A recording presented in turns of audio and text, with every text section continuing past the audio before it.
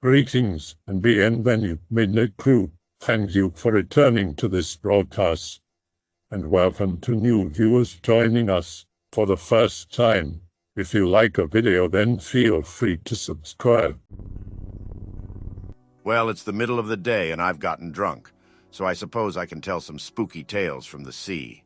Be me, young lad of 22. Have had a job on a fishing boat for about 2 years by this point. We head out onto the sea, going to catch tuna off the coast of Finland. Cold-ass day, the wind smelled like brine and the wind was bad. It's quiet and ain't anything coming up. Smell something rotten, like something from a Dutch brothel. Look over the railing and see dead fish just sitting there dead. Hundreds of dead fish, no hooks, no dirty water, just dead. I think it's kind of odd, but whatever. Probably pollution.jpg. Something too deep to be clearly visible is moving. It's massive, whatever it is. Huge. Feel the boat rock. Go to the captain. Tell him there's something massive under the boat. Tells me to shut my trap, but starts to speed as fast as our boat could go. Looks scared shitless. Captain still speeding ahead. Honestly just wondering if this boat will keep rolling. Decide to look back over the railing from the port side. WTF.PNG. Goddamn dark shape matching our speed. We're gunning it, and whatever big-ass fish this is matching us. Think maybe it's just my head, and decide to head down to the cabins. I started talking to Dmitri. Guy is from somewhere in Russia, who speaks with the worst accent I have ever had to decipher. Tell him about the big-ass fish. Midway through, the boat rocks again. It's harder this time. Dmitri has his eyes widened. Apparently I was still fresh in this business. He starts talking half gibberish and half in his broken English. Talking about something Velikna Rybar or some other saying like that. At least that's what it sounded like. Looked scared compared to his usual half-drunken demeanor. Before he can finish his babbling, the boat rocks again, and then again. Oh shit.png.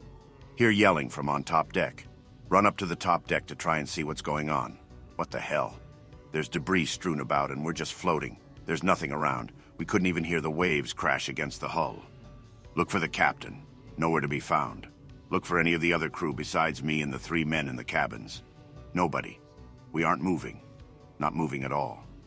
The water is still, and despite there being no fog, we're so far out that land isn't visible for miles. Getting frantic, shouting for the crew downstairs to head up and look with me. We searched everywhere, no signs of anything. It's as if the waves took everyone on top. The boat rocks again, and again, and again. I look to starboard as I see what's rocking us. That massive shape is closer to the surface and it looks like a big-ass catfish. Whatever it is, it keeps rocking our boat over and over. Dmitri runs to the helm and hits it again. We begin heading back towards the Finnish coast. He has a compass and it's north of us. We get back without many more events happening. No clue whatever happened to the top deck crew. We said they went overboard. And best I can figure, that's exactly what happened. Whatever took them to their graves, though, is a bit more unexplained. If you guys want more spooky sea stories, I have a few left. Just ask. All right then, here's a tale from the Gulf. Back in America, born and raised in North Carolina. Get a position on a boat owned by some old guy that fishes the Gulf. No big deal, it's just the Gulf. And besides, I don't have to do much real work since it's to scare the kids into wearing their vests or some other garbage. Okay, whatever.png. Lovely plot of water, though. Much less gloomy than the cold, foggy hell of the northern European coasts. Honestly relaxing time for the most part. We headed out to sea for about 2 days to just fish. Not much serious fishing either. I was only brought on to make sure things went right, and to teach the guys' kids that putting on their wee little jackets was very important. Whatever.jpg. Sitting at the stern when I feel like I start hearing, "Help us. God damn it, please throw a line." What the hell? I decided it must just be my ears, so I decided to tell the old bastard running this little boat that I'm gonna head to the cabins and get some sleep. He agrees, says I must be tired. Get to my bunk, drink a bit of rum, and drift off to sleep. Awoke in the middle of the night, or a bit past around 2 a.m. The boat is rocking heavily, but for some reason I'm driven to the water, but mainly for fresh air to heal a sore head. Head up to the top deck. Nobody up there, so I figure it's all good. Light up a smoke and take a drag when I hear it again. "Help us! Help us!" Voices coming from the water in Spanish and in English. Some I can't understand, others I can, thinking I'm going nutters. Looking into the water when I see gray shapes bob up to the surface. Looks like old garb on their bodies, the kind I read about in old storybooks. Counting up, 37 bodies, 37 gray, lifeless-looking bodies in the water. I think it must be some sort of nightmare, so pinch my ballsack, 'cause if anywhere will hurt enough to wake me up. It's there, right? Nope, I'm not dreaming. Run down into the cabins and wake the old guy up. Tell him to get his ass to deck now. There's people in the water and they might still be alive. Get up to the top deck with the old guy and start looking for the bastards in the water. Nothing. Nobody in the water. No voices. He tells me that too much time at sea must have driven me bonkers. But I tell him no. Not at all. These people were there, goddammit. Decide maybe I'm just going nuts or have a fever. Go back to my bunk and sleep off the rest of the night. The stay at sea is over after the next morning and I get stuck back at port for a while. My dad was in non-Navy way back in the 70s or 80s. He was a hull tech, pretty much a plumber. He died last month. I leave for basic training next month. I'm about to go against his wishes and tell you a story. Late 70s, all is well aboard USS Stein. Cool summer day.og. My dad, who we'll call Tom, had just gotten done with his daily rounds, making sure nothing didn't explode and whatnot. On his way back to his bunk, entire ship lurches to one side, as if making an impossibly tight turn. Blood-chilling roar is heard throughout the ship. It was unearthly, the stuff of nightmares. Alarms sound, battle stations, entire crew shits the bed. People screaming, arming themselves with whatever they can find. What in God's name is going on? Das Boot-style pandemonium ensues. Ship is tossed about like a ragdoll for a good while before Tom is able to make it to his duty station. At this point, everything is starting to settle down. Ship still on full anal clench alert. Eventually, Seaman Tom makes his way above deck. It's wrecked. That's a lot of damage. JPEG. Essentially, a series of massive holes and dents had been torn in a straight line down the side of the ship. Holes that you could fit your entire body through, including the nearly impenetrable heavily armored rubberized sonar system. Official reports have it that an unknown species of giant squid was caught in their wake and lashed out in self-defense, but Tom's always called bullshit on that. My father swore up to the day he died that there was no way this thing was a squid. Any crypto experts in here to tell me WTF this thing was? Hi lads. Lurked here for a while. Always been open to the idea of the paranormal but never experienced it personally. Until 2 months ago. This goes beyond weird and I can't stop thinking about it. I and at least 6 others witnessed this event. I don't want to go on forever about this, but to put it into Greentext, Royal Navy sailor. On routine drug patrol of the North Atlantic and Caribbean. Last posting before we make the short journey back to the UK, tailing a suspected trafficking vessel. All dark below deck, minimal light on deck. Noise kept to minimum. Maybe 150 miles from the coast of southwest Ireland or so. Can't see the vessel at all. Receive word another ship has tailed them another 90 miles north of us and we are to resume course back to Portsmouth. Comply and carry on with our original journey. Less than 40 minutes later, the watchman on the port side, I'm on starboard, starts screaming for someone to turn the ship as some fog that quickly appeared on that side.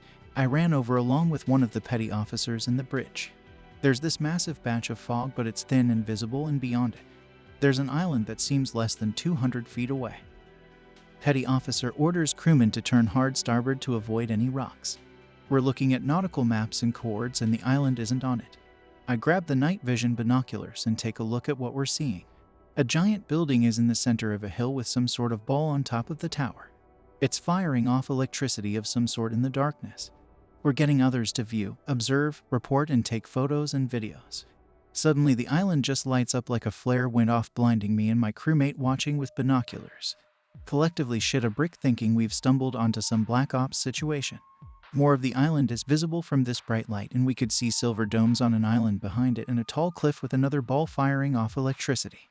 On the damn grass are these 2 huge-looking guys with really long arms and fingers waving at us. They had grayish-silver rough-looking skin that looked like an elephant. Around them are these giant black pigs or something running around on the grass and a shimmering-looking window with another of those guys looking out of it.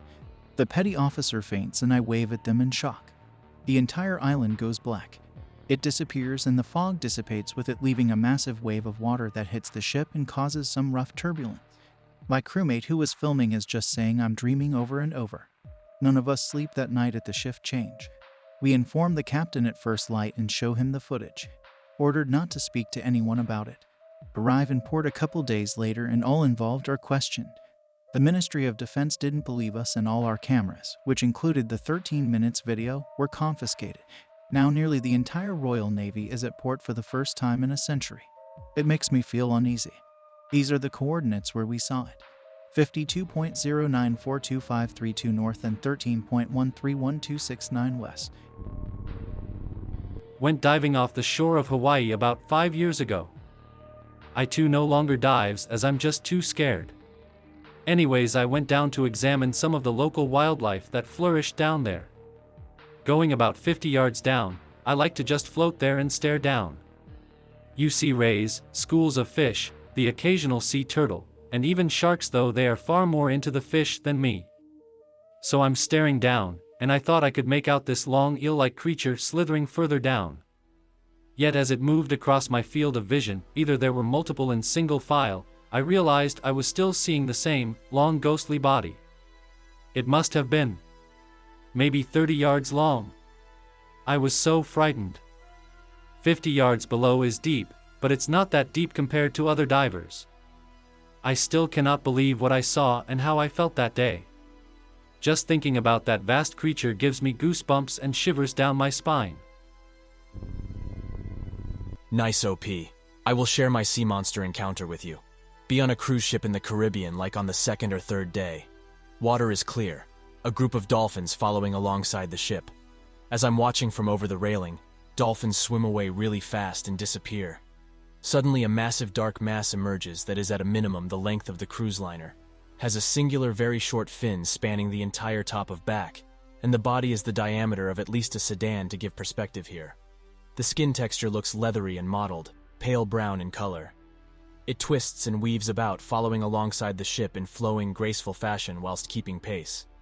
I look for its head, but the sun glare on the water obscures the front of the creature entirely. It never surfaces, stays several feet below surface, but is close enough to be blatantly visible for a brief time. It starts to dip back down into the water, bending slightly before quickly pitching straight down, vanishing into the depths. Never see its head or tail, just the middle of its eel-like body, which had to be several hundred feet minimum. Shortly after it went away, the dolphins returned. Strange and large animals do live in the ocean of legend. Went on a cruise with friends a couple years ago. One night, me and my friends, Mike, Daniel, Todd, and we're just hanging out on the deck. Now we're used to the way the larger waves cause the boat to just barely nudge, but we felt something a little harder than a nudge, but still nothing serious. Splashing could be faintly heard, but only Todd got curious enough to go check it out. When he peered over the side, he let out and yelped and called us over. All four of us were looking down at something. Luminescent, large, changing color. We think it was a deep-water octopus or squid because we saw tentacle arms, reaching up along the ship and whatnot. The boat was like 25 feet up or something, so we didn't get the closest of looks, but we watched it for like 10 minutes before it left. Tried to use a phone to picture or record it, but it just came out like shit and unbelievable. None of us happened to be carrying a digital camera. It was the single most moment in our lives we'd wanted something camera-wise. However, proof was in the ship. When we docked, we checked out the spot where it was. Markings were there. Was incredible. Though we're all just tipsy and seeing things. But it was real. The oceans are amazing. Yet a reminder that we do not belong. I have a story from my dad. It popped in my head minutes ago and I wanted to share. This is not necessarily paranormal, but it is actually strange and unexplained. Backstory first. It happened in the early 80s. My dad loved scuba diving, every summer him and my mother. Me and my brother weren't even born yet, went on vacation to Sardinia, an island west of the coast of Italy. Mother was chilling on the beach with family friends, and occasionally looking at my father diving because she's paranoid and doesn't like swimming. A lot of life in that sea, big variety of fish, octopody, etc. So my father brought his spear gun to catch some food. Everything is normal, he was enjoying the diving but couldn't find a single fish. He swims further, about 50 meters from the shore. Water is about 5-ish meters deep now. Hears very low buzzing sound, similar to a big boat engine heard from underwater but way, way lower. Scared because he doesn't have his signaling buoy and he could have been ripped to pieces by the engine. He was 2 meters underwater, swims up. No boat in sight, nothing. Oh well. Goes back underwater. Buzzing sound starts again. He blacks out. Wakes up on a big flat rock on the bottom, doesn't see colors, his sight is inverted. Terrified, swims to the coast and doesn't talk about it for a long time. Since this happened, he very rarely dives. When he does, water must be max 2 meters deep. It gets a little deeper, he starts to panic. Sorry if there's no creepy ending/twist, but this actually happened to him. 2 years ago I went into the Pacific on my speedboat. I was going to record a 30-minute-long video of my adventure. I had a GoPro set up near the deck that would auto-record up to 20 hours. Anyways, I wasn't maybe even 25 nautical miles out when dark-looking clouds darkened the sky. The weather report said it would be spotless and sunny. I planned on going maybe another mile, but after maybe half that distance, the motor to my boat stops. And I spend the next 10 or so hours stranded, under thunderstorm clouds. I was so scared and angry. But after what seemed like a long-ass time, my engine suddenly started back up. I noticed the dark clouds were also dissipating and letting sunlight shine through. I was surprised it was still day, but I made my way home immediately. I left port around 11 a.m., and when I docked and headed home, I was kinda confused why the lunch diner to the right still had so many customers. It's normally half empty by dusk, which I assumed might only be an hour away. I got home and booted up my computer and almost shit myself out of confusion because the time on there was 1:30 p.m. Went back into my car to check my phone time, and it read 1:32 p.m. Even to this day, I'm not sure what happened. My buddies called me at 3 p.m. like they told me they would yesterday. But I swear I was stranded for almost half a day. Thing is, when I uploaded my GoPro, it recorded almost 13 hours of content, with 10.5 hours of static followed by the 1 hour it took me to sail to port.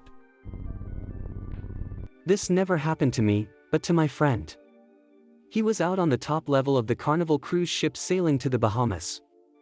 It was fairly late, he said around 3 at night.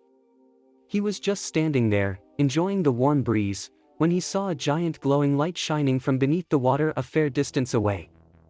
It was huge. He said maybe even half the size of the cruise ship. As the boat moved, he said, the glow seemed to ever be the same distance away, and it was a greenish glow unlike any of the yellowish lighting from the ship.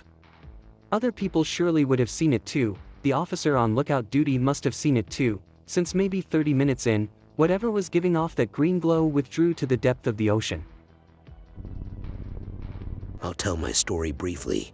Been me, officer, second in command of a smallish cargo vessel in the North Sea. Everything was routine until this point about 6 days into our trip. About 3:30 when I heard a scream from outside my cabin. Throw on a coat and run out onto the deck. It's dark and I can only see a torchlight running. Flick on deck lights. Reaching up over the side of the boat are what I can only describe as spindly tentacles, like a thicker version of a jellyfish's. There's thousands of them squirming into the air up both port and starboard. Captain runs out, several crew on the deck panicking and losing it. I have no idea what to do. Captain disappears and returns with a handful of Molotov cocktails. Yells something in Norwegian and lights and throws them. These tentacles whip at them, but they break and burn them. I'm nowhere near the edge, but I see steaming water jet up around us. Tentacle fibers retreat, have to address and calm the crew and myself. Captain addresses the entire crew and tells us to never speak of what had happened ever. So yeah, it was the worst and scariest thing that has ever happened to me in my life. I worked out in the Hamptons some years back and always found Long Island a strange place. To give people an understanding of it, you have Nassau County and the other New York City counties to the west. Then you have Suffolk County, which is a lot more rural. Suffolk County isn't really like anywhere else in the sense that it is extremely flat for the region because it is basically a sandbar. There are lots of vineyards and strawberry patches, some lavender farms, and they used to have lots of duck farms out there. At the easternmost end of the island are two forks, so in a way the island is like a tongue shape or pronged fork. You have a north fork and a south fork. The north fork is more rural and conservative than the south fork. Like I said, it is very flat. There is a lot of wealth there, but it is still a bit poorer than the South Fork, which is where the Hamptons are located. I used to live on the North Fork and drive down to the South Fork for work. Year-round work is hard to find on Long Island. Lots of people take seasonal jobs. I worked seasonally in the Hamptons and actually went to the houses of quite a few wealthy people and celebrities. I've been to Jerry Seinfeld's, Jimmy Buffett's, and even the Hilton house where I met both of Paris Hilton's parents. He tried to get me to move furniture for him.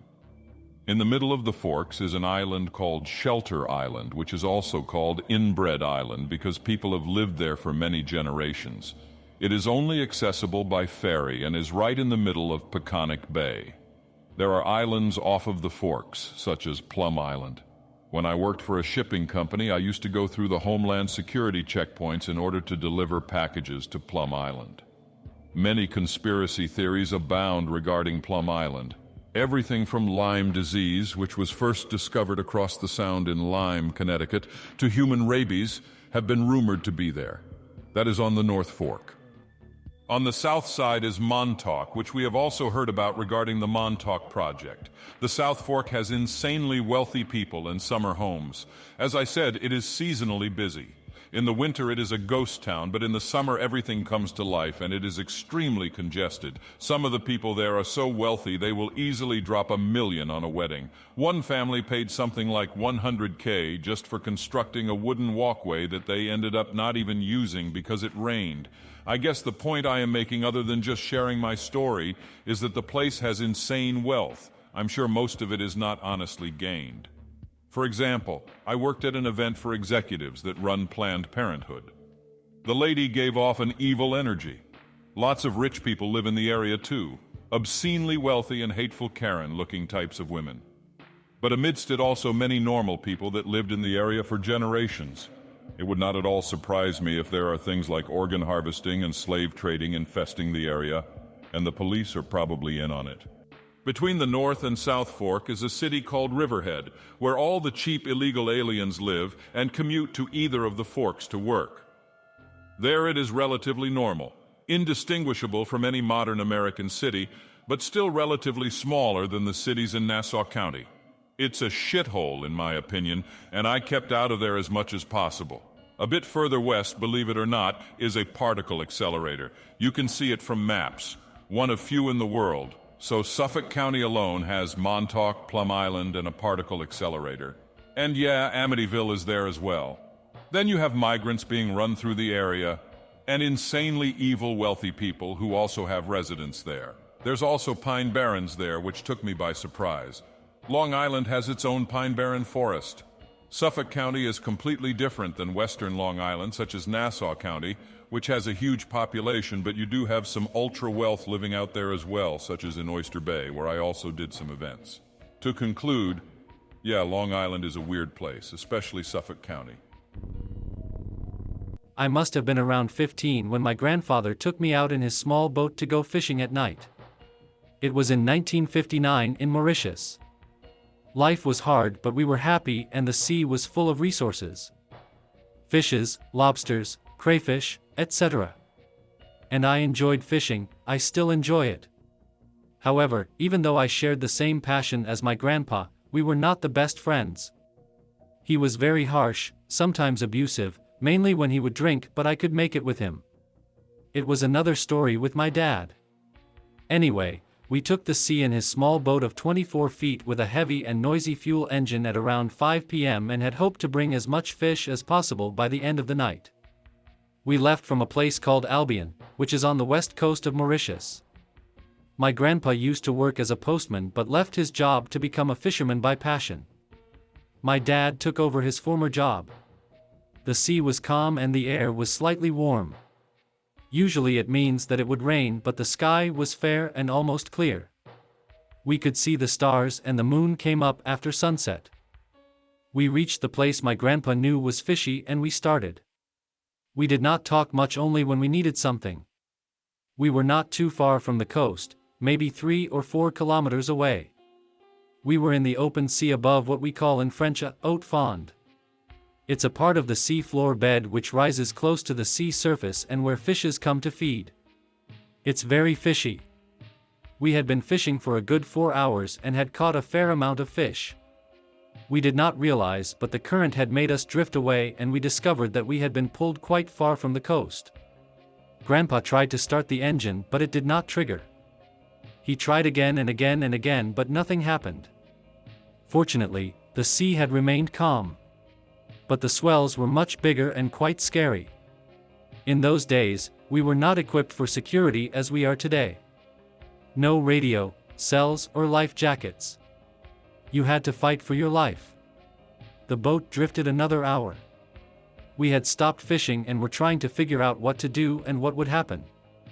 All kinds of dark thoughts got hold of me and I imagined myself dying of thirst on the boat in the middle of the sea or stumbling out of the boat, rocked by a big wave and drowning in these dark waters full of scary creatures. Suddenly, we started to hear music. It sounded like music from the 40s. We looked around and there was no boat or whatsoever. The coast was now quite far, maybe 7 to 8 kilometers, and it was impossible that music from the coast would be heard by us. The atmosphere was eerie. Then the sound of music became louder with the sound of people talking, exactly like it would during a cocktail. We tried to look for a ship, but there was none around. There was no mist and the sky was fair. We were even under the first or last quarter moonlight, which was now high in the sky. We started to panic. Now, try to imagine what it is like to feel lost on the sea at night plus starting to face spooky things. The cocktail sound became closer and there was still nothing around. Grandpa was fighting now against the engine to start it. The party sound stopped and we could now hear whispers all around us. We hardly talked to each other, just looked at each other to understand that we were experiencing the same things. I could not understand what was being said, but there were male and female voices in the whispers. My stomach was so tight with fear that it was sore and my neck was hard like a stick. I felt like becoming feverish from fear. I got hold of the cable of the engine and pulled as hard as I could to start it. The whispers were becoming very scary and we had to leave that place. Suddenly the engine started and Grandpa pushed me back and grabbed the throttle. We shot straight to the coast, surfing on the waves. I wonder if Grandpa checked for reefs when coming back, so much we wanted to flee this place. We eventually made it after almost an hour. The whispers had stayed behind. We were so scared when we reached the beach that we forgot all our fish in the boat. We came back in the morning and the fish had started to rot. We lost about 75 kilograms of fish that day and never got to know what we encountered. The strangest thing is that there are no known ships which have wrecked. In that area no other fishermen experienced what we lived. Some have encountered weird animals and others think they saw ghosts floating above the water, but not in the same area and nothing of the same nature. I hope that you enjoyed tonight's broadcast. If you enjoyed tonight's story, then please subscribe to the channel, as more green texts will appear daily. A new broadcast will appear when the clock strikes midnight Central Time.